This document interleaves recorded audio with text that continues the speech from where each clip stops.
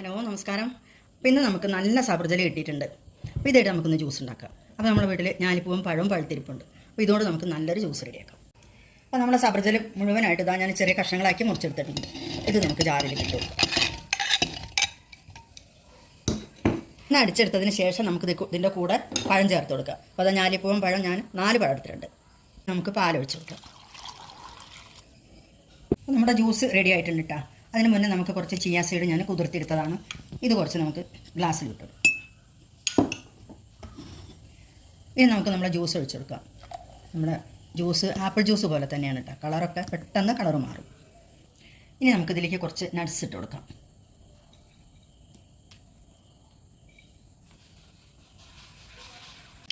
അപ്പോൾ നമ്മുടെ juice ready ആയിട്ടുണ്ട് കേട്ടോ. അപ്പോൾ സബർജലൊക്കെ കിട്ടുമ്പോൾ എല്ലാവരും ഇതുപോലെ ഒരു ജ്യൂസൊക്കെ ഉണ്ടാക്കി നോക്കും.